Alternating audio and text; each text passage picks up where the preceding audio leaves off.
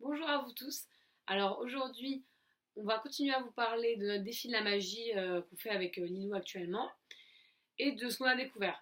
Alors une partie de la magie aussi pour moi, ce défi-là, ça a été aussi de découvrir la magie d'être ensemble, reliés avec les autres. Et on a été méditer sur la place de la Bastille, près de l'Opéra Bastille, et on se sentait vraiment reliés à tout le monde en écoutant les bruits, en revenant à notre respiration. Et on sentait vraiment une belle énergie dans ce joli groupe pour inviter les gens à méditer avec nous. Alors je pense que ça peut être aussi un acte d'amour et d'altruisme que de méditer pour se connecter aussi au monde qui nous entoure. C'est une très belle initiative d'ailleurs. C'est une initiative qui est vraiment intéressante parce que en revenant à nous-mêmes, on se connecte encore plus aux autres. Et c'est ça qui est intéressant. Et c'est pas évident de trouver le juste milieu entre rester en soi et prendre du temps pour soi, prendre soin de soi et aller vers les autres. C'est pas évident de trouver le juste milieu. Et dans ce monde hyper connecté et hyper rapide où toute la semaine on travaille et on n'a pas le temps de faire grand chose, donc les week-ends sont souvent consacrés à nous-mêmes et à prendre soin de nous. Alors, moi je pense beaucoup à ce rapport entre moi et les autres en ce moment, parce que dans ma vie personnelle, il y a un rapport aux autres difficile depuis que je suis petite. À l'école, ça n'a pas été facile et je me sentais toujours différente des autres. Et aujourd'hui, j'ai appris beaucoup sur les autres et sur moi-même. Et j'ai de très bons amis.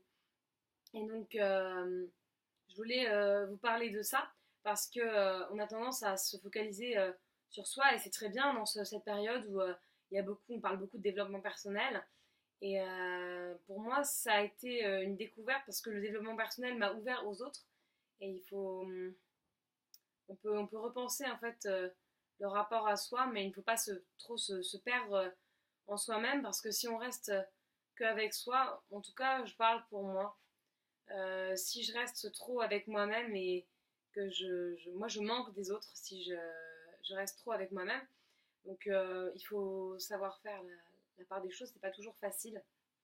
Il y avait une étude qui avait été faite d'ailleurs en disant que ceux qui étaient les plus heureux passaient beaucoup de temps avec leurs amis, en partageant des choses, des idées, en échangeant des points de vue, en échangeant des techniques de développement personnel, en échangeant beaucoup. Et c'est vrai qu'en ce moment, ça me manque beaucoup cet échange, même si Nathalie est très présente, même si on est à 22 000 km l'une de l'autre. C'est une rencontre de voyage qui a été assez incroyable.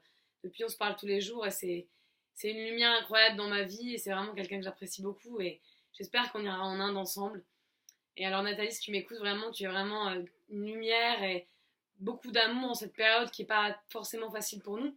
Et donc ça me permet aussi de garder ma lumière intérieure et c'est vrai que quand on vit de telles synchronicités en amitié, c'est quelque chose de très beau et c'est vraiment une belle connexion qui nous permet de nous relier à l'univers et ça nous fait vraiment développer des qualités de gratitude et d'amour envers aussi les autres, tous les êtres sensibles, la terre, les animaux et tout ce qui nous entoure. C'est vraiment intéressant de voir ce lien et comment ça peut aussi nous faire développer de la compassion envers tout ce qui nous entoure. Et hier justement, je parlerai du témoignage de Nathalie hier qui m'a dit vraiment, qui m'a remercié pour la créativité voilà, qu'avec Anaïs on a transmis et le yoga. Et je pense que c'est vrai que c'est des techniques qui aident beaucoup dans la vie quotidienne. Et je pense qu'il faut vraiment prendre soin de nous aussi à travers la créativité. Parce qu'on peut retrouver aussi notre enfant intérieur en créant un peu tous les jours notre vie. Et c'est un peu ça aussi la magie des couleurs, de mettre des couleurs dans notre vie et de développer tous les sens qui nous sont donnés. Et plus on est proche de soi, plus on se rapproche des autres. Moi, c'est comme ça que je vois le travail sur moi-même que j'effectue en ce moment. Et tout change, tout bouge tout le temps, tout évolue et c'est comme ça. Et l'amitié, c'est pareil. Et les rapports évoluent, on s'éloigne et on se rapproche d'autres personnes. Et tout bouge tout le temps. Et il faut savoir, je crois, ce que j'apprends en ce moment, à laisser la vie nous traverser avec toutes ces épreuves et toutes ces beautés et tout ce qu'on a à vivre nous apprend énormément sur nous-mêmes. Je crois que c'est très enrichissant de pouvoir d'avoir du temps comme je l'ai en ce moment pour travailler sur soi-même.